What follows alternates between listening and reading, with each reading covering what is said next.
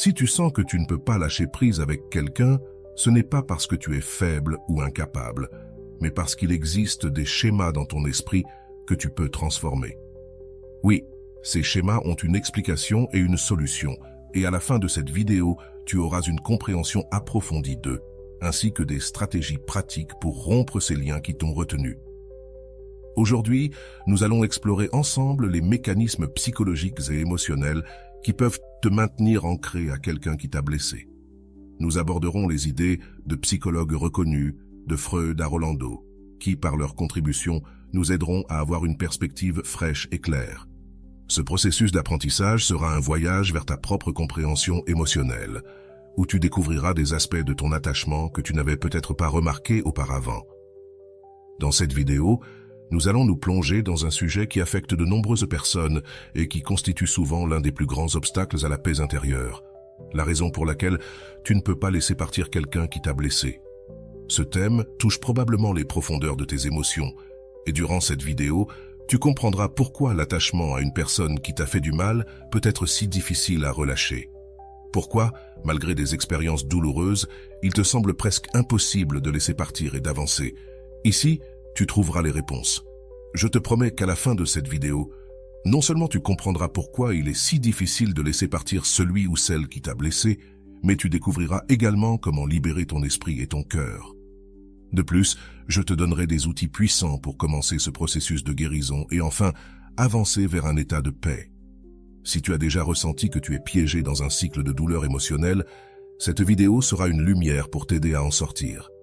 Donc, si tu es prêt à comprendre les raisons profondes de ton attachement, reste avec moi pour cette exploration.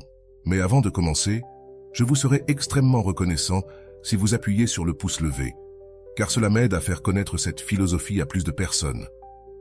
Si vous ne voulez manquer aucune vidéo, abonnez-vous et activez la cloche. Commençons. Je veux que tu te poses quelques questions. Crois-tu que la façon dont tu as été aimé ou traité durant ton enfance influence le type de partenaire que tu attires? As-tu remarqué que d'une certaine manière, les personnes que tu choisis reflètent des aspects des relations que tu as vécues durant tes premières années? Pense à cette personne dont il te coûte tant de te détacher, celle qui semble avoir un lien invisible avec toi, malgré la douleur qu'elle peut te causer. Quelle connexion existe-t-il entre ce lien actuel et la façon dont tu t'es lié à tes parents ou à des figures importantes de ton enfance? Si tu n'y avais pas pensé jusqu'à présent, prépare-toi, car ce que je vais te dire pourrait te faire réfléchir. La revanche de l'enfance peut être plus réelle que ce que nous pensons. Les expériences que nous vivons dans nos premières étapes de vie, surtout celles qui sont difficiles ou traumatisantes, finissent par façonner notre perception de la réalité et nos relations affectives. D'une certaine manière, ce qui se passe durant ces premières étapes laisse une empreinte sur notre être que nous continuons à tenter de réparer dans le présent, bien que ce soit de façon inconsciente. Ce cycle de répétition, cette tentative de réconcilier le passé avec le présent, est ce qui peut te maintenir ancré à quelqu'un qui te fait du mal, mais qui, d'une certaine manière, remplit les vides laissés ouverts durant ton enfance.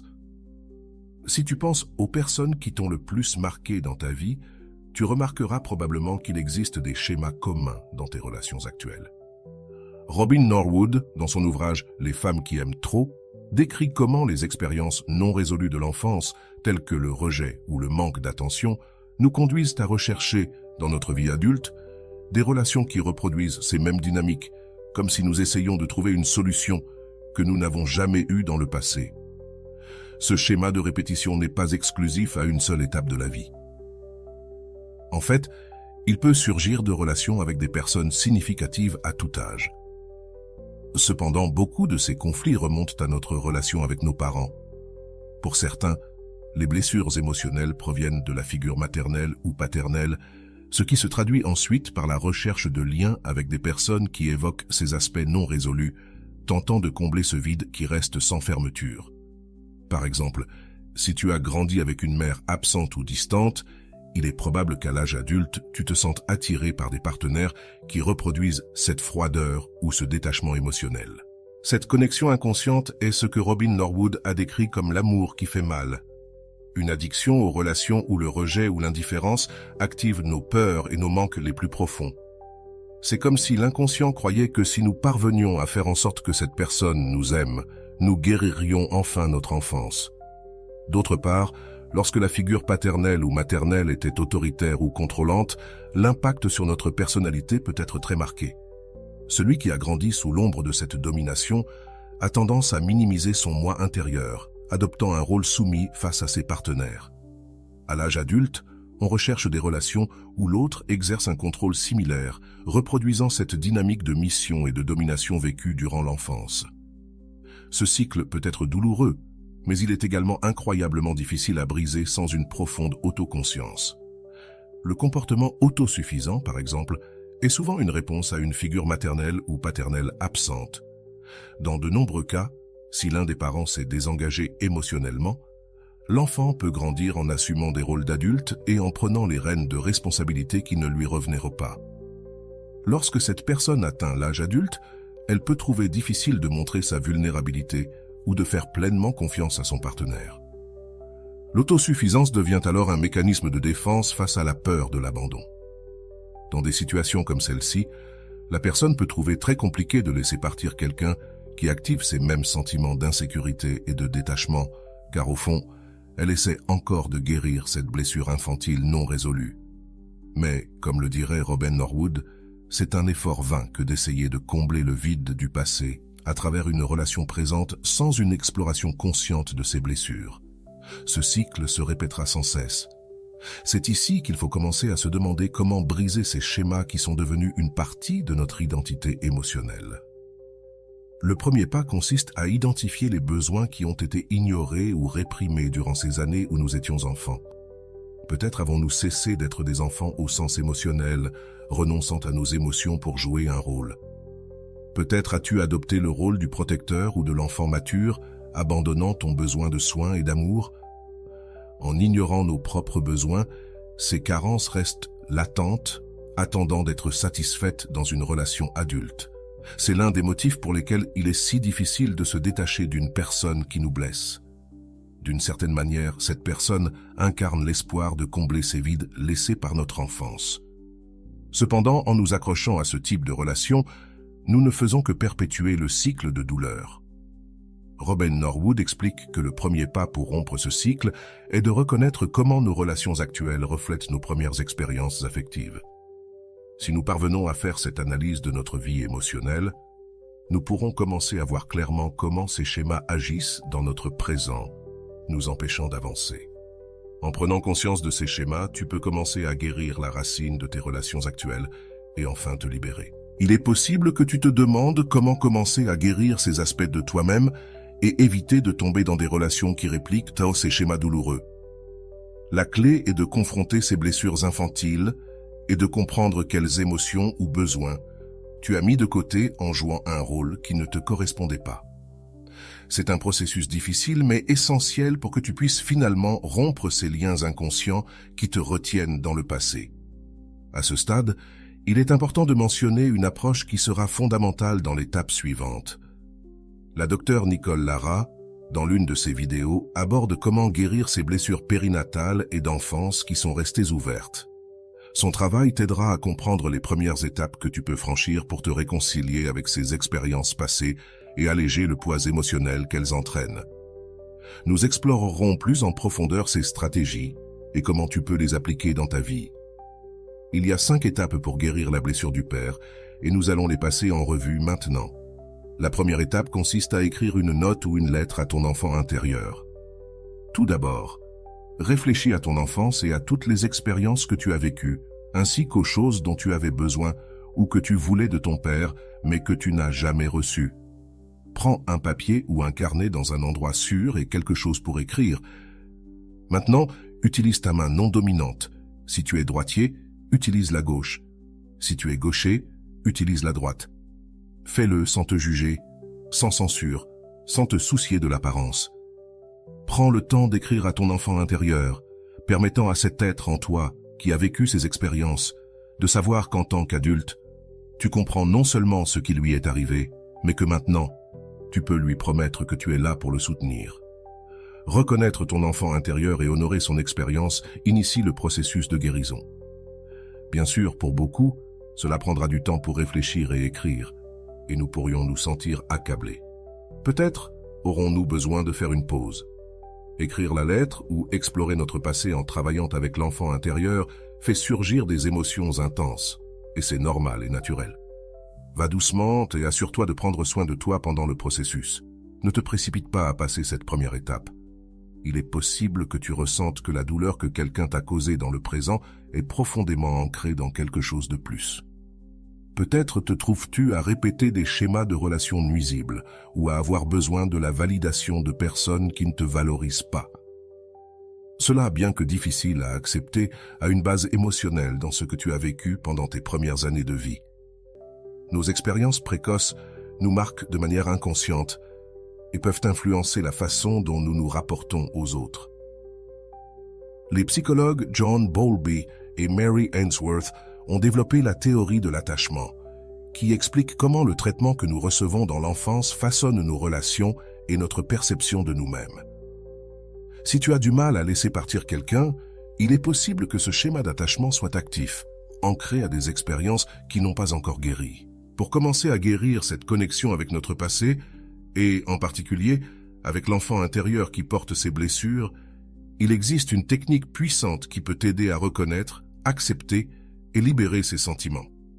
La docteure Nicole Lapera recommande d'écrire une lettre à ton enfant intérieur, un exercice qui peut sembler simple, mais qui a un impact profond sur notre esprit et notre cœur. En écrivant cette lettre, non seulement tu reconnais ce que tu as ressenti lorsque tu étais petit, mais tu donnes aussi une voix à cet enfant qui réside encore en toi, portant des émotions non résolues. Robin Norwood, auteur de « Les femmes qui aiment trop », souligne également comment le manque d'amour pendant l'enfance peut nous amener à rechercher des relations dans lesquelles nous essayons de combler ce vide. Cet exercice d'écrire une lettre à ton enfant intérieur est un outil pour stopper ces schémas et commencer à guérir. En écrivant à cet enfant, tu te permets d'accepter ce que tu as vécu et de commencer à libérer la douleur accumulée. Cette pratique n'est pas seulement un acte d'amour de soi, mais aussi d'autocompassion, une façon de donner à ton enfant intérieur l'amour qu'il n'a peut-être pas reçu à l'époque. L'importance de cet exercice est inestimable. Aaron Beck, dans sa thérapie cognitive, explique que nos croyances sur nous-mêmes influencent les relations que nous établissons. En écrivant à ton enfant intérieur, tu peux changer ces croyances limitantes qui sont nées de ton enfance. C'est le premier pas pour changer les schémas de dépendance émotionnelle et commencer à construire des relations saines. Dire à cet enfant qu'il n'a pas besoin de gagner l'amour de qui que ce soit est libérateur et nous permet de rompre avec le besoin de rechercher une validation extérieure. Écrire cette lettre est un acte de réconciliation. William James parlait de l'importance d'intégrer le moi essentiel et de l'accepter dans sa totalité. En écrivant, tu donnes à cet enfant l'opportunité d'être entendu, compris et valorisé. Voici un modèle de lettre que tu peux utiliser pour commencer ce processus de guérison. Tu n'as pas besoin de le suivre mot à mot. Utilise-le plutôt comme un guide pour exprimer tes propres sentiments et expériences. Modèle de lettre à l'enfant intérieur. Cher moi de l'enfance, je sais que tu as traversé de nombreux moments difficiles où tu as ressenti qu'il te manquait l'affection et la compréhension dont tu avais besoin. Je sais qu'à certains moments, personne ne te comprenait et que, bien que ce ne fût pas de ta faute, cela t'a fait te sentir seul et perdu. Parfois, tu as même pensé qu'il y avait quelque chose de mal en toi, que si tu étais meilleur ou différent, tu serais digne d'amour. Aujourd'hui, je veux te dire que ce n'était pas vrai, que tu as toujours été et es précieux. Je tiens à te présenter mes excuses, car en grandissant, j'ai oublié de t'écouter et de te valoriser comme tu le méritais. J'ai commencé à te juger, à penser que tu devais changer pour être accepté. Je me suis convaincu que tu étais faible, que tu ne t'intégrerais pas dans le monde, et au lieu de te soutenir, j'ai essayé de te façonner en quelque chose que je croyais que les autres accepteraient. Je me suis trompé. Aujourd'hui, je sais que tu n'as pas besoin de t'intégrer ni d'être différent de qui tu es. Aujourd'hui, je t'accepte et reconnais que chaque aspect de ton être est unique et mérite d'être valorisé. Je sais que cela te fait mal lorsque les gens ne reconnaissent pas ta valeur, lorsque personne ne voit à quel point tu es spécial. Je veux que tu saches que peu importe si personne ne t'a invité à ces fêtes, si personne ne t'a envoyé un message pour savoir comment tu allais, ou si parfois tu as ressenti que tu étais invisible. Rien de tout cela ne définit qui tu es, ni ce que tu vaux. Je veux que tu saches que pour moi, tu as toujours été suffisant. Je sais qu'auparavant, tu t'es accroché à des personnes qui ne te valorisaient pas parce que tu sentais que tu devais prouver que tu méritais d'être aimé. Je comprends que tu as sacrifié une partie de toi-même pour essayer de gagner l'acceptation des autres et je regrette que tu aies dû traverser cela. Aujourd'hui, je suis ici pour te dire que tu n'as plus à le faire. Tu n'en as plus besoin de lutter, ni essayer quoi que ce soit. Tu es précieux tel que tu es, et personne n'a le droit de te faire sentir le contraire, mon cher enfant. Aujourd'hui, je veux que tu saches que la douleur est terminée. Aujourd'hui, je te donne la liberté de vivre sans les fardeaux du passé. Tu n'as besoin de prouver quoi que ce soit à personne, car tu vaux beaucoup, même si personne ne te l'a dit auparavant. Je suis ici pour te le rappeler. Bien que le monde extérieur ne te le montre pas toujours, je sais que tu es suffisant et que tu le seras toujours. Aujourd'hui, nous allons laisser le passé derrière nous et marcher ensemble vers une vie où tu te sentiras complet et en paix. Fin de la lettre. Cette lettre est un modèle que tu peux utiliser pour te connecter avec ton enfant intérieur et commencer le processus de guérison de ces blessures que tu portes. Selon Carl Rogers, cet acte d'acceptation inconditionnelle est essentiel pour la croissance personnelle. En écrivant cette lettre, tu ne donnes pas seulement à ton enfant intérieur l'amour dont il a besoin, mais tu te donnes aussi la permission de laisser partir la douleur qui a été présente dans tes relations actuelles. Écrire une lettre comme celle-ci permet à l'autocompassion de remonter à la surface, quelque chose qui peut être transformateur. Lorsque tu comprends ton enfant intérieur et que tu lui donnes l'amour qu'il n'a jamais reçu, tu reconstruis ta relation avec toi-même. En d'autres termes, Abraham Maslow, ce chemin mène à l'autoréalisation et à la paix intérieure. En guérissant cette partie de toi, tu commences à cesser de chercher la validation chez les autres et à construire des relations plus saines et équilibrées. N'oublie pas que guérir n'est pas un processus immédiat, c'est un voyage. La psychologue Elizabeth Loftus nous parle du pouvoir des souvenirs et de la manière dont ceux-ci influencent nos émotions et comportements présents.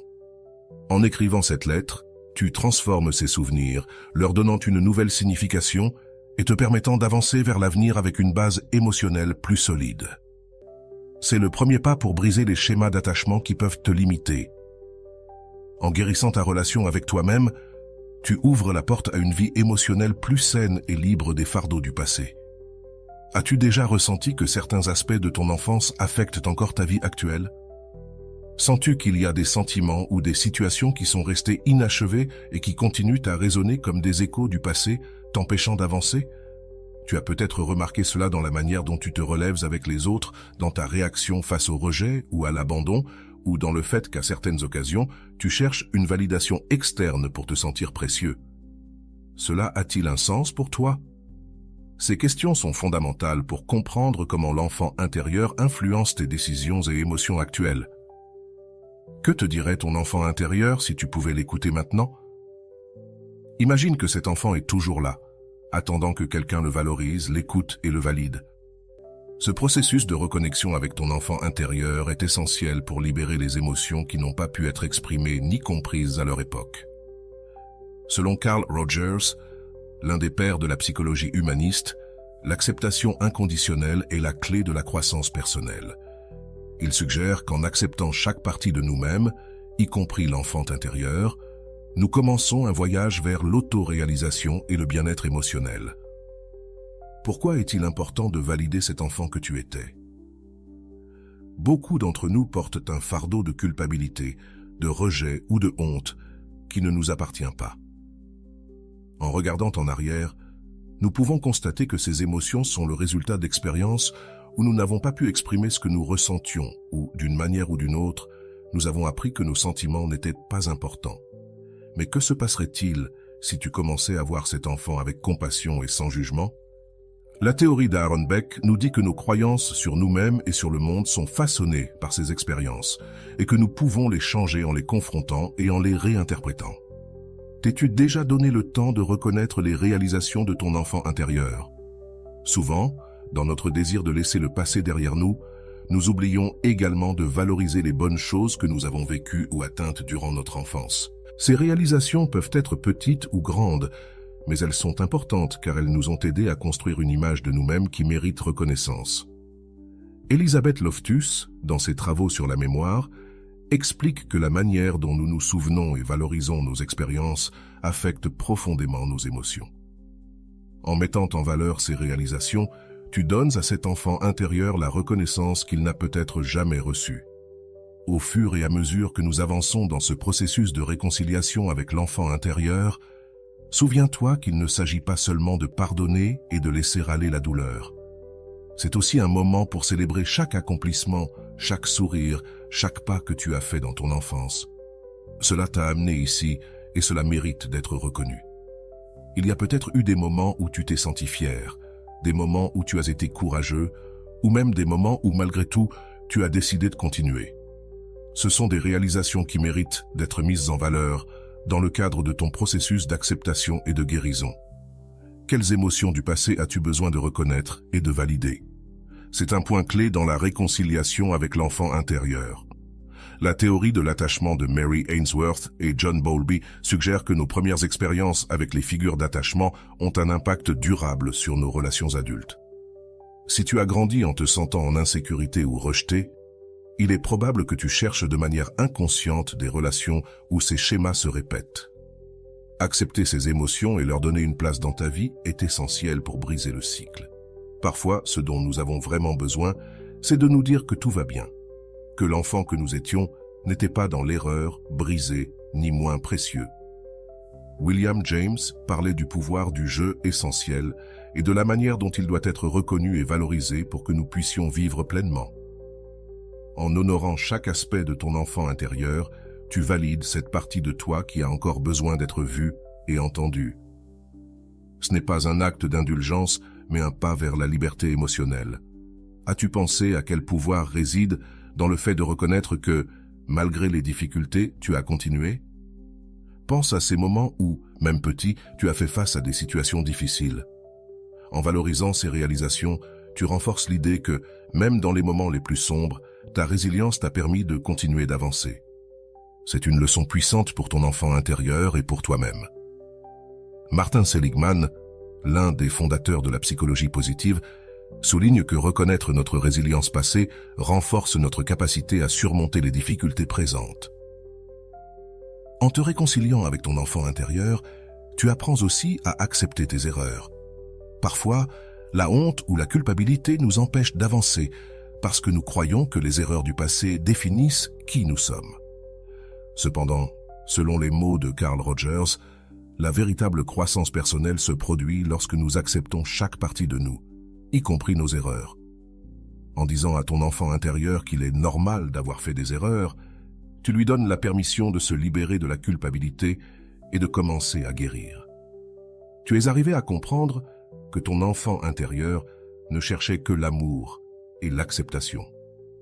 En regardant en arrière, tu peux réaliser que beaucoup de tes actions et décisions étaient motivées par ce désir d'être aimé et accepté. La théorie du docteur. Frankl sur le sens de la vie nous rappelle que nous avons tous besoin de sentir que nous sommes aimés par quelqu'un. En reconnaissant ce désir en ton enfant intérieur, tu lui donnes une place précieuse dans ta vie actuelle, lui permettant de se reposer et de se libérer de la pression de chercher validation. À la fin de ce processus, souviens-toi que tu n'as pas besoin de changer ce que tu étais pour être accepté. Ce dont tu as besoin, c'est d'accepter chaque partie de toi-même sans jugement ni attente. En te réconciliant avec ton enfant intérieur, tu fermes une étape et ouvres une nouvelle porte vers la liberté émotionnelle. En travaillant sur la réconciliation avec l'enfant intérieur, il est important de se rappeler que les événements qui nous marquent ne proviennent pas toujours exclusivement de l'enfance. Parfois, des expériences difficiles de notre adolescence, de notre jeunesse ou de notre vie adulte peuvent également engendrer des blessures profondes. Ces expériences laissent une empreinte émotionnelle qui, si elle n'est pas reconnue, peut nous amener à développer des schémas toxiques.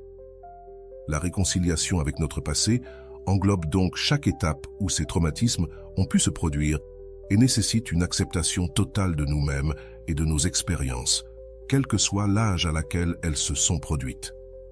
Il est courant que les expériences douloureuses se répètent dans notre vie si nous ne leur avons pas donné une résolution émotionnelle adéquate. Cette répétition, selon Freud, est une manière dont l'inconscient essaie de réparer la blessure d'origine. Nous nous retrouvons encore et encore dans des relations ou des situations qui reflètent ces traumatismes que nous n'avons pas guéris. En pardonnant nos erreurs passées et en acceptant nos hontes ou regrets, nous commençons à nous libérer de ce fardeau émotionnel qui nous amène à répéter des schémas de manière inconsciente. Accepter les actes que nous avons commis dans le passé, que ce soit à l'adolescence ou à l'âge adulte, est une étape essentielle dans le processus de guérison. Nous portons une profonde honte pour des erreurs que nous sentons définir qui nous sommes. Cependant, en embrassant ces moments d'erreur comme faisant partie de notre humanité, nous pouvons nous détacher de la nécessité de justifier notre valeur à travers des relations toxiques ou des situations conflictuelles. La véritable réconciliation avec le passé est un acte d'auto-acceptation et de pardon, un acte qui nous permet de nous libérer de la pression de chercher la rédemption chez les autres. Ce détachement de la nécessité de répéter des schémas nuisibles nous permet également d'identifier quand nous sommes dans des relations qui ne nous apportent ni croissance ni bien-être. Cela nous aide à voir clairement que nous n'avons pas besoin de revivre nos traumatismes avec d'autres pour guérir, mais que nous pouvons trouver la paix en nous-mêmes. En reconnaissant la toxicité de certaines relations ou comportements, nous ouvrons un espace pour créer des liens basés sur le respect et l'amour sincère, au lieu de dépendre de relations qui perpétuent seulement la douleur et la frustration. Dans la prochaine section, nous aborderons cette réconciliation de manière pratique à travers une histoire. À travers cette histoire, nous verrons comment ces enseignements et concepts prennent vie dans la réalité et comment le processus d'acceptation et de pardon envers l'enfant intérieur peut transformer notre façon de nous relier aux autres. L'histoire commence dans un coin de la ville de Mexico, où Mariela, une femme de 34 ans, marchait à toute allure entre les grands bâtiments du centre financier. Sa vie s'était écoulée dans une routine stricte qui s'étendait au-delà des horaires de bureau. Elle travaillait comme responsable des ventes dans l'une des entreprises les plus prestigieuses de la ville et avait réussi à gravir les échelons avec effort et sacrifice, ce qui, pour elle, représentait un mélange de fierté et de devoir. Cependant, il y avait quelque chose qui pesait dans chaque pas de Mariela, un secret qu'elle portait avec elle, sa relation avec son patron, une figure redoutée et respectée dans l'entreprise. Mariela, grande et mince, avec des cheveux foncés et raides tombant sur ses épaules, s'habillait toujours avec des costumes impeccables et élégants, un style qu'elle considérait crucial pour impressionner Fernando, son patron et amant, un homme puissant et contrôlant. Elle faisait tout pour être à la hauteur des attentes qu'il avait, convaincue que sa valeur dépendait de ce qu'il pensait. Dès les premières heures de la journée, Mariela consacrait du temps à choisir sa tenue, s'assurant que le maquillage et chaque détail soient en place. Son but n'était pas seulement le travail, elle voulait avant tout capter l'attention de Fernando. Elle arrivait au bureau avant tout le monde et s'investissait dans les projets avec une intensité qui étonnait ses collègues. Pour elle, prouver sa compétence et son dévouement était une constante dans chaque tâche qu'elle entreprenait. Fernando passait près de son bureau, lui lançant parfois des regards d'approbation ou parfois des mots d'encouragement. Cependant, ces moments étaient fugaces et Mariela attendait plus. Elle attendait toujours plus. La relation entre eux était ambiguë. Dans l'environnement de travail, personne ne savait la véritable nature de leur lien, bien que des rumeurs circulaient dans les couloirs. Quand il l'appelait dans son bureau, Mariela ressentait un mélange d'excitation et d'anxiété. Fernando avait l'habitude de la complimenter en privé avec des phrases calculées qu'elle chérissait, mais en même temps, il était exigeant. Il la critiquait souvent ou lui demandait des améliorations. Mariela travaillait des heures supplémentaires, sacrifiant ses week-ends et restant connectée en permanence, lui envoyant des rapports détaillés et des réponses rapides à ses messages. Souvent, Mariela observait les réseaux sociaux d'autres femmes. Elle rivalisait avec elles en silence, se comparant et regardant leur style de vie. Si elle trouvait quelque chose qui lui semblait pertinent pour attirer davantage l'attention de Fernando, elle l'adaptait à sa vie, montrant sur ses réseaux son propre style de vie, mettant en avant ses réussites et son statut dans une danse constante de validation sociale qui semblait ne jamais finir. Son profil était soigneusement construit. Une femme réussie, sophistiquée, avec une éducation enviable et des contacts influents. Mais derrière ces publications se cachait une insécurité latente que seul Fernando parvenait à alimenter et à apaiser à sa manière. Les jours passaient et Mariela se retrouvait piégée dans un cycle d'approbation qui la consumait de plus en plus. Invitations d'amis et de la famille arguant qu'elle avait des engagements professionnels importants. En réalité, elle évitait toute activité qui pourrait interférer avec la possibilité de recevoir un message de Fernando ou que celui-ci lui demande quelque chose à la dernière minute. Quand il lui envoyait un message pour se rencontrer en dehors des heures de travail, Mariela laissait tout sans hésiter, se rendant sur place, convaincue qu'il, au fond, la valorisait. Lors d'une de ces réunions, Fernando l'invita dans un restaurant exclusif dans le sud de la ville. Mariela arrive avant l'heure convenue, excitée et nerveuse. Pendant le dîner, il lui parla de sa vision pour l'entreprise, de ses projets et de la manière dont il espérait compter sur elle pour les réaliser. Mariela hocha la tête, ravie à l'idée d'être une partie essentielle des plans de Fernando. Bien qu'au fond d'elle, elle souhaita qu'il voie au-delà de son rôle professionnel et qu'il apprécie la femme qu'elle était, les détails que Fernando laissait entrevoir sur sa vie personnelle la maintenirent accrochée dans une attente constante de quelque chose qui n'arrivait pas. Parfois, il parlait de ses amis et des fêtes auxquelles il assistait, ou des femmes avec lesquelles il sortait. Bien que ses confessions la blessaient, Mariela essayait de ne pas le montrer. Au contraire, elle s'efforçait davantage de lui plaire. Tout ce qu'elle faisait tournait autour de lui.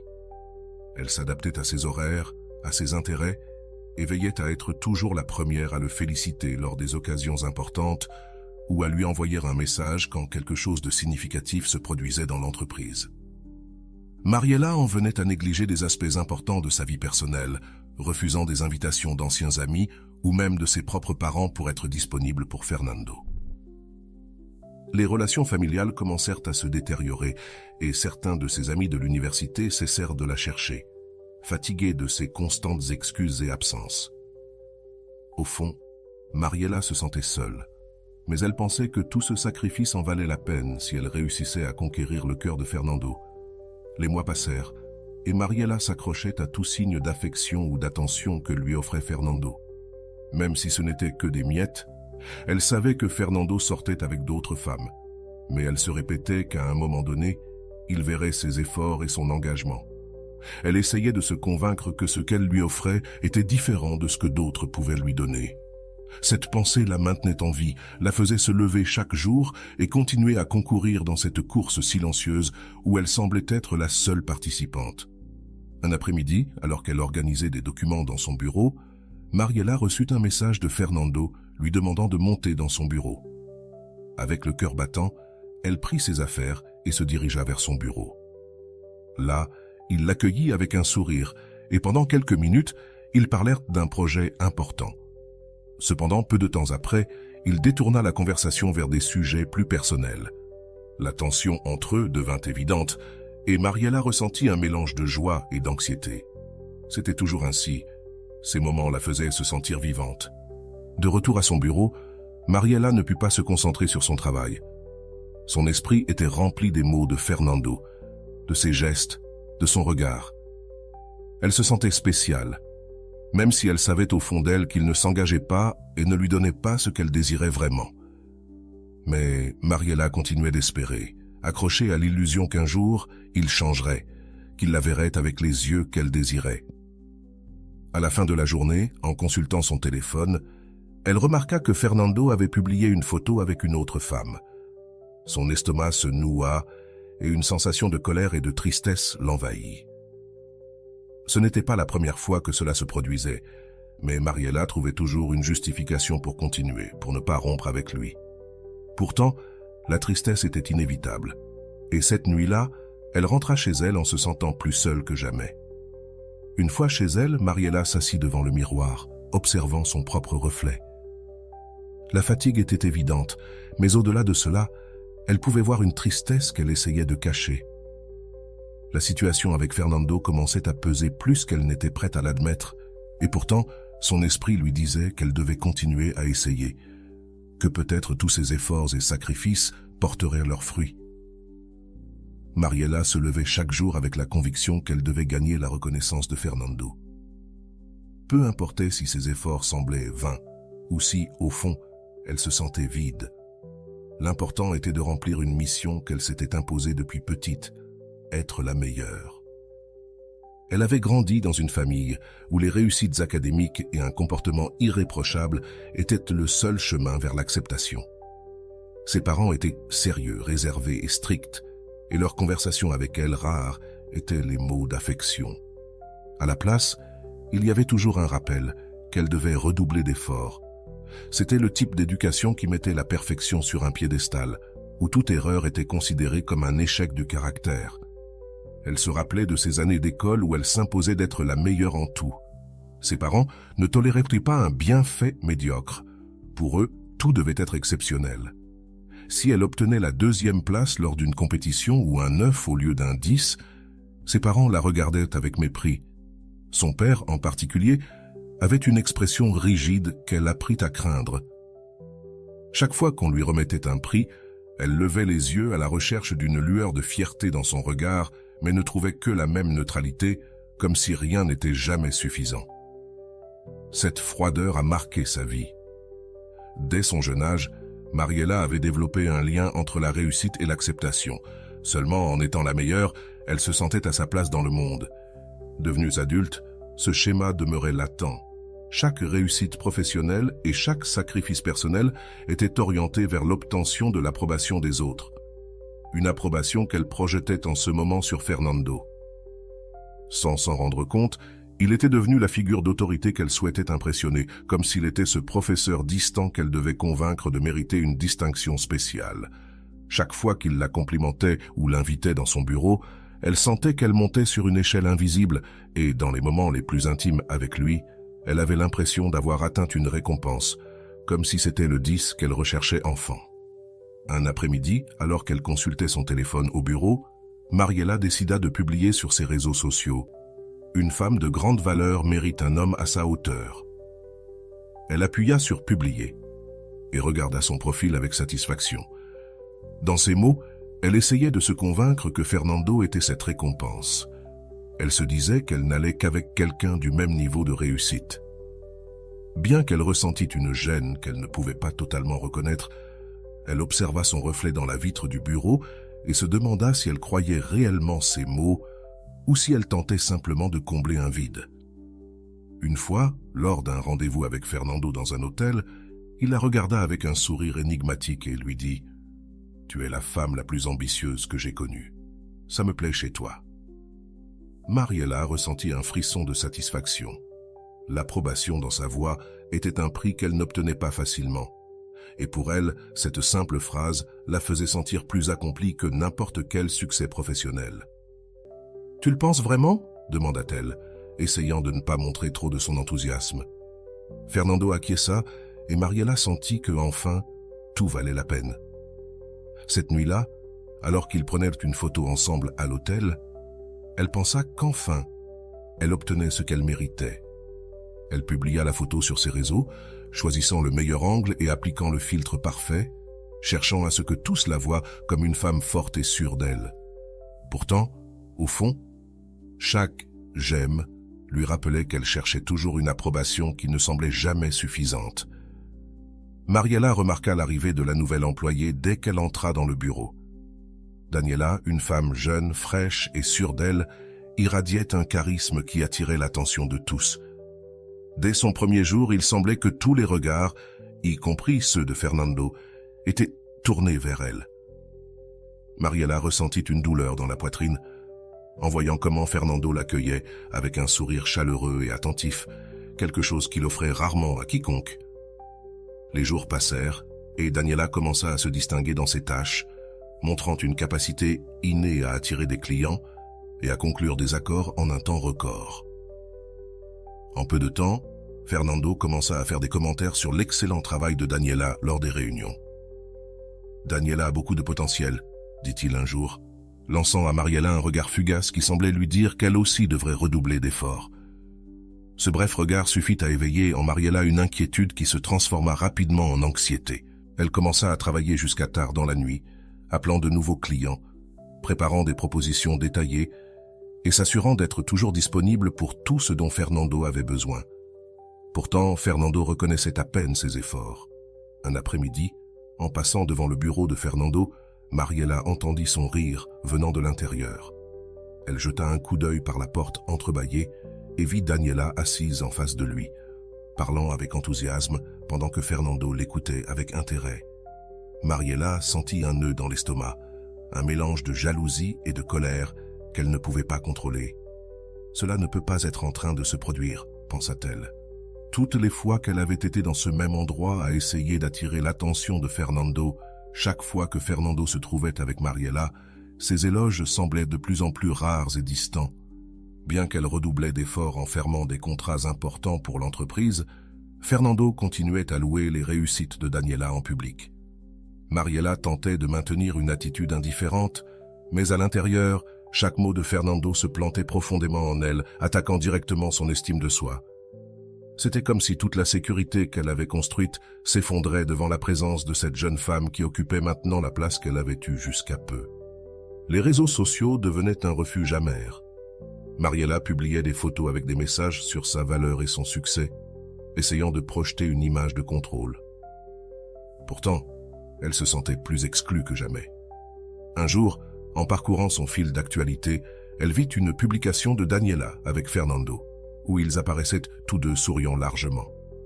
L'image était inoffensive pour quiconque la voyait, mais pour Mariela, elle représentait un coup direct. Cette photo était une confirmation qu'elle avait été remplacée. Dans une ultime manœuvre pour récupérer sa position, Mariela décida d'organiser une réunion importante avec un client potentiel qui pourrait générer de grands revenus pour l'entreprise. Elle mit tout son cœur à préparer chaque détail, persuadée que si elle parvenait à conclure ce contrat, Fernando la reverrait comme avant. La réunion fut un succès. Le client impressionné accepta de signer un contrat millionnaire. Mariela rentra au bureau, excitée, espérant recevoir au moins des félicitations de la part de Fernando. Cependant, lorsqu'elle lui parla de l'accord, il se limita à hocher la tête et à lui dire d'un ton inattendu « Bon travail !» Le cœur de Mariela se mit à sombrer en entendant ces mots si vides et distants. Il n'y avait aucune trace de la chaleur qu'elle avait jadis perçue. Fernando la regarda juste un moment de plus avant de reprendre son travail, comme si ce que Mariela avait accompli n'était qu'une tâche parmi tant d'autres. Le véritable coup arriva quelques jours plus tard lorsqu'elle vit une publication de Daniela sur les réseaux sociaux. La jeune femme avait partagé une photo dans un restaurant élégant où, bien qu'elle n'ait pas été en compagnie de Fernando, le contexte et les mots laissaient entendre qu'ils étaient ensemble. Mariela comprit alors qu'il avait choisi Daniela pour occuper la place qu'elle avait tant essayé de préserver. C'était comme si un rideau de réalité tombait devant ses yeux, lui montrant ce qu'elle avait jusqu'alors refusé de voir. Elle n'avait été qu'une de plus dans la liste de Fernando, quelqu'un qu'il pouvait remplacer facilement. Elle se remémora les promesses de Fernando concernant son divorce, ses paroles pleines de faux espoirs, lui disant que cette fois-ci, c'était réel. Mais à chaque fois, ses promesses restèrent vides. Elle avait toujours voulu croire que, malgré tout, il la choisissait, elle. Mais maintenant, en voyant comment il portait son attention sur Daniela sans aucun remords, Mariela se rendit compte que toutes ses promesses n'avaient été que des mots vides. Cette nuit-là, elle rentra chez elle et s'assit au bord de son lit, regardant le vide. Elle se sentit comme une petite fille qui s'était efforcée en vain de gagner l'amour de quelqu'un qui n'avait jamais vraiment été intéressé. Après tant de jours de larmes contenues et de nuits sans sommeil, Mariela atteignit finalement un point de rupture. Ce fut une nuit où, épuisée par ses efforts inutiles et ses constants refus, elle décida de chercher des réponses dans des vidéos et des lectures qu'elle avait ignorées si longtemps.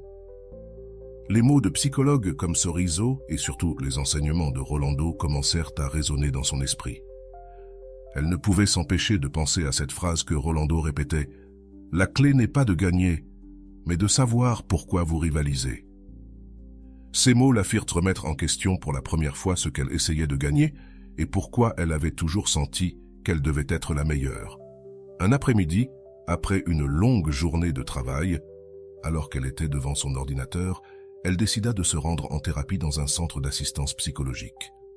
Elle ressentait de la honte au début, même une certaine peur, car elle avait toujours pensé qu'elle n'avait pas besoin d'aide.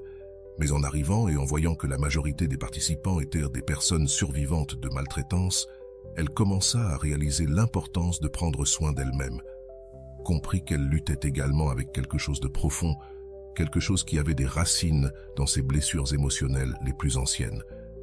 C'était un changement radical, quelque chose qu'elle ne s'était jamais permis d'accepter, qu'elle était brisée, qu'elle méritait aussi de guérir.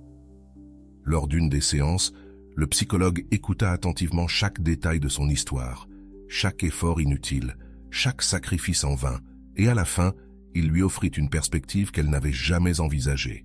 « Mariella, je crois que ce que tu vis est une projection de ce dont tu as souffert dans ton enfance. Tu cherches l'approbation de ton patron de la même manière que tu tentais de gagner l'affection de tes parents et de tes enseignants. Il représente cette figure d'autorité que, dans ton esprit, tu dois encore impressionner pour sentir que tu vaux quelque chose. » Ces mots furent comme un éclair au milieu de sa tempête. Mariella comprit qu'elle avait passé des années à répéter le même schéma, s'efforcer jusqu'à l'épuisement pour gagner l'affection de quelqu'un qui la verrait toujours comme une option jetable. Elle avait transformé Fernando en une sorte de symbole de ce qu'elle avait vécu depuis petite. Cette révélation fut libératrice et douloureuse à la fois. La blessure de son enfance, ce besoin insatiable d'être la meilleure pour recevoir de l'amour, se projetait encore et encore dans ses relations présentes. Alors, « Je n'ai pas à être toujours performante ?» demanda-t-elle à voix basse, presque comme si elle s'adressait à cet enfant intérieur qu'elle avait réprimé pendant si longtemps. Le psychologue lui sourit et lui dit « Non, Mariella, tu n'as pas toujours à être performante. C'est bien d'être vulnérable. En fait, c'est ce qui te rendra réellement libre. » Pour la première fois de sa vie, elle sentit qu'elle pouvait simplement être Mariella, sans avoir besoin de briller constamment pour se sentir précieuse. Ce changement de perspective l'incita à réévaluer tout dans sa vie, y compris sa relation avec Fernando et sa position dans l'entreprise. Elle commença par revoir son contrat et établir des limites claires dans son travail. Elle se rendit compte qu'elle avait consacré des heures supplémentaires simplement pour plaire à quelqu'un qui ne la voyait pas comme une personne, mais comme une ressource remplaçable. Elle décida de limiter ses heures au bureau et de ne plus répondre aux emails et aux messages en dehors des heures de travail. Soudain, le travail n'était plus sa seule source de validation. Avec cette nouvelle approche, Mariella sentit un poids énorme se lever de ses épaules. La pression d'impressionner Fernando commença à s'estomper et pour la première fois, elle commença à penser à ce qu'elle voulait vraiment faire de sa vie. Elle se souvint combien elle aimait peindre à l'huile, une passion qu'elle avait mise de côté depuis des années. Le lendemain, elle se rendit dans un magasin d'art et acheta quelques matériaux, excitée de se reconnecter à cette partie d'elle qui avait été cachée sous des couches de perfectionnisme et de besoin d'approbation. Elle commença à passer ses après-midi à peindre, se consacrant du temps à elle-même, explorant les couleurs, les formes et les textures. Chaque coup de pinceau était une libération, une façon d'exprimer tout ce qu'elle avait réprimé pendant des années. Son cœur, qui jusque-là avait été piégé dans une relation malsaine et dans une quête désespérée de reconnaissance, commença à trouver la paix dans la tranquillité de ses propres traits. Les jours passèrent, et Mariella remarqua comment ses publications sur les réseaux sociaux changeaient. Elle n'avait plus besoin de montrer au monde ce qu'elle avait ou le statut qu'elle avait atteint. Au lieu de cela, elle postait des photos de ses peintures, de ses moments de tranquillité et des phrases sur ce qui importait vraiment dans sa vie. Le besoin de validation s'estompait peu à peu, tandis qu'elle se permettait d'explorer qui elle était sans la pression d'être toujours la meilleure. Un après-midi, en peignant, elle se souvint des mots de Rolando. Il ne s'agit pas d'impressionner, mais de comprendre pourquoi nous cherchons à le faire. Pour la première fois, ces mots avaient un sens profond. Elle comprit qu'elle avait passé toute sa vie à poursuivre quelque chose qu'elle ne pourrait jamais atteindre si elle continuait à se mesurer aux réalisations des autres. Son bonheur était entre ses propres mains, dans la paix qu'elle trouvait en mettant de côté les attentes externes. Finalement, Mariella se sentit libre d'être elle-même, sans attendre l'approbation de personne d'autre. Dans cette partie de l'histoire de Mariella, le véritable apprentissage survient lorsqu'elle parvient à se réconcilier avec cette partie de son enfance qui lui faisait croire qu'elle n'était précieuse que si elle se distinguait, si elle respectait un standard de perfection imposé. Comme l'expose Rolando dans ses enseignements, Mariela découvre que ceux qui aiment vraiment le font sans condition ni attente de succès ou de réalisation. Cette prise de conscience devient le cœur de sa guérison, une révélation qui l'aide à voir que tout ce temps consacré à impressionner Fernando et à chercher l'approbation externe ne faisait que l'éloigner de sa véritable essence. Elle apprit qu'il n'était pas nécessaire de prouver quoi que ce soit pour mériter l'amour de quelqu'un. Être simplement elle-même suffisait. Le chemin de réconciliation de Mariela l'amena à comprendre que l'excellence ne définit pas la valeur d'une personne. Comme le souligne la docteure Nicole Parra, l'enfant intérieur a besoin d'être aimé tel qu'il est, avec ses défauts et ses forces. Dans son processus thérapeutique, Mariela parvint à un point d'acceptation de cet enfant qui avait autrefois cru qu'elle ne serait aimée que si elle obtenait les meilleures notes, les plus grands succès, ou si elle atteignait un statut que ses parents considéraient digne. La guérison est survenue lorsqu'elle a compris que l'amour véritable ne se gagne pas par des mérites ou des réussites, mais à travers l'authenticité et l'acceptation de soi. Une autre idée contribue également à ce processus de guérison en exposant que les personnes qui nous aiment vraiment nous acceptent sans filtre ni attente. Mariela a compris que chercher à être toujours la femme de haut statut était un masque qu'elle utilisait pour compenser son insécurité, cette voix intérieure qui lui disait qu'elle n'était pas à la hauteur. En laissant aller ce besoin, elle a compris que ceux qui l'aimeraient le feraient, qu'elle soit une cadre accomplie ou une simple travailleuse. Cette notion l'a libérée du fardeau d'essayer d'être parfaite, lui permettant d'être vulnérable et ouverte à recevoir de l'amour de manière authentique, sans prétention ni attentes irréalistes. Au fur et à mesure qu'elle approfondissait sa connaissance de soi, elle a commencé à comprendre qu'il n'était pas nécessaire de rivaliser pour un statut, des possessions ou des revenus pour être aimée. En réfléchissant aux enseignements de Goi Koekea, elle a vu que l'amour véritable ne repose pas sur la quantité de biens matériels ou de succès professionnel que quelqu'un possède. Cette leçon lui a permis de se libérer de la pression de paraître sur les réseaux sociaux, de publier des photos et des réussites dans le but d'impressionner. Elle a compris que sa valeur propre ne réside pas dans les objets que l'on possède, ni dans les succès que l'on exhibe, mais dans l'authenticité de qui elle est, indépendamment de la façon dont la société peut la valoriser. Cette transformation l'a également aidée à cesser de chercher à obtenir l'attention et l'approbation de Fernando ou de toute autre figure d'autorité. Goi Koekea affirme que l'amour n'est pas un prix à gagner, mais un cadeau à recevoir de celui qui voit en vous une valeur intrinsèque.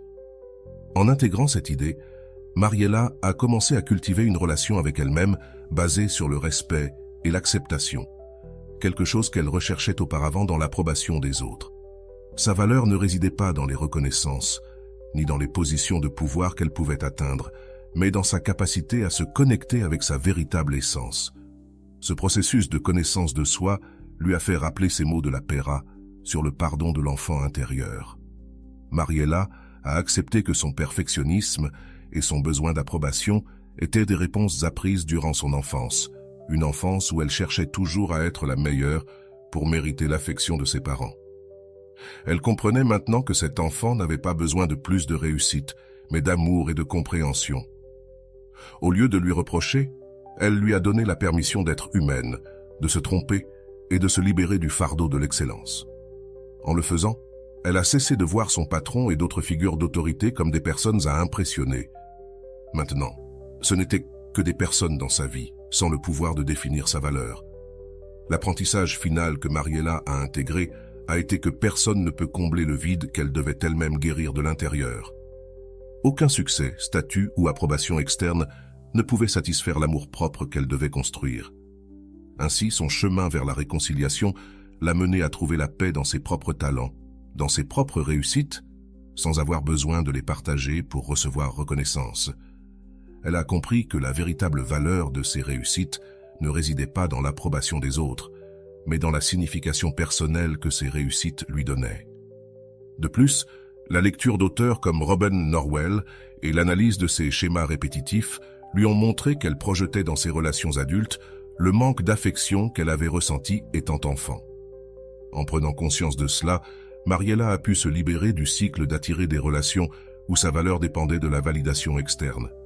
Elle a compris que personne ne devait satisfaire ses besoins émotionnels les plus profonds, sauf elle-même.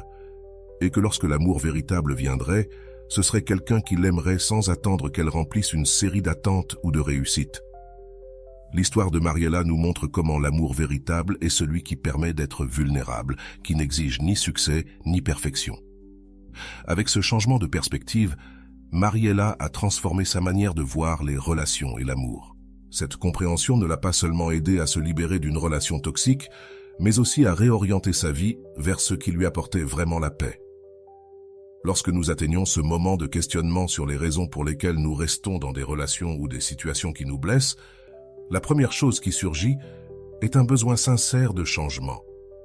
Mais ce changement, pour qu'il transforme réellement, doit venir d'un engagement profond envers soi-même, d'une promesse de prendre soin de soi, de se respecter et de se protéger à chaque étape du chemin. Les histoires et exemples que nous avons partagés ne sont pas seulement des expériences d'autres, mais des portes qui ouvrent un espace en vous pour examiner votre vie et décider ce dont vous avez réellement besoin pour guérir et avancer. Si vous vous sentez identifié à cette situation, je veux vous inviter à prendre un moment et à regarder la vidéo de Rolando que je vous recommande. Dans cette vidéo, Rolando explore comment l'amour de soi n'est pas seulement une idée abstraite, mais un chemin de décision concrète et d'action qui vous mène à choisir ce qui est vraiment bon pour vous, ce qui vous aide à grandir et à vous libérer de la dépendance émotionnelle et des relations qui vous limitent. Cette vidéo peut vous offrir une perspective unique et renforcer votre engagement envers ce processus de guérison. Cette vidéo se trouve dans le premier lien en description et dans le premier commentaire. L'autre jour, j'étais en vidéoconférence avec un ami et il m'a fait comprendre à quel point notre langage doit être soigneusement utilisé avec chaque mot que nous lâchons, car ils peuvent soit nous aider à valoriser ce que nous sommes déjà, soit ruiner notre perception de nous-mêmes.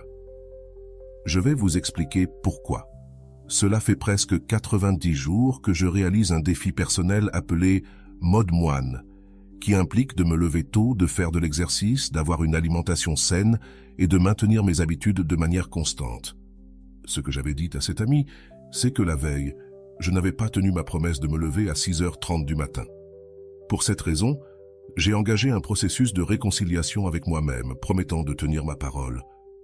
J'ai échangé cela contre le fait de m'honorer, et pour moi, cela a été comme « Waouh !» Ça faisait vraiment une différence, car même pour moi, cela semblait beaucoup plus puissant et poétique de dire « m'honorer ». S'honorer implique de se traiter avec excellence. Tenir sa parole, en revanche, peut venir d'un sentiment d'obligation. À quel point la relation que vous avez avec vous-même peut-elle s'améliorer juste en changeant un mot dans votre vocabulaire intérieur? Et dites-moi, aujourd'hui, allez-vous tenir votre promesse ou l'honorer? J'aimerais beaucoup savoir. Maintenant, quand vous décidez d'appliquer ces enseignements dans votre vie, de nombreuses questions surgissent. Que êtes-vous prêt à faire pour vous libérer de ces schémas? Quelles choses, personnes ou relations êtes-vous prêt à laisser derrière vous pour protéger votre paix? Cela peut être difficile au début et vous pouvez même ressentir de la résistance, mais voici le secret. Chaque petit pas compte. Au lieu d'essayer de tout changer d'un coup, commencez par de petites actions qui vous permettront de cultiver une relation solide et aimante avec vous-même. Comment pouvez-vous vous accorder un espace quotidien pour réfléchir et vous remercier pour les réalisations que vous obtenez, aussi petites soient-elles? Posez-vous également la question, de quelle manière avez-vous permis à la validation externe de définir votre valeur? Combien de fois avez-vous cherché l'approbation des autres au lieu de vous écouter vous-même? Lorsque vous commencez à observer cela, l'étape suivante consiste à travailler à la construction d'une source interne d'amour et de reconnaissance. Une source qui ne dépend pas de l'opinion des autres, mais de ce que vous ressentez et pensez réellement de vous-même. Ce processus n'est pas facile, mais il vous rapprochera de la paix et de relations plus saines, où votre valeur ne dépend pas d'être quelqu'un que vous n'êtes pas. Maintenant, considérez ce qui suit. Quelles activités, loisirs ou objectifs avez-vous mis de côté parce que vous ne pensiez pas qu'ils valèrent la peine sans reconnaissance externe? Se reconnecter à ce qui vous rend vraiment heureux, indépendamment de la validation, est l'une des manières les plus puissantes de construire une base solide d'amour de soi.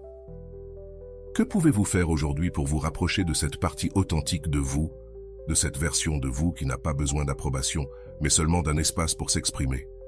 Si ce contenu a résonné avec vous, je vous invite à vous abonner pour que nous puissions continuer à explorer ces thèmes et à trouver des outils qui nous permettent de vivre pleinement. Partagez dans les commentaires quel enseignement vous a le plus touché et comment vous allez l'appliquer dans votre vie. N'oubliez pas que chaque commentaire est une opportunité d'apprendre et de grandir ensemble en tant que communauté.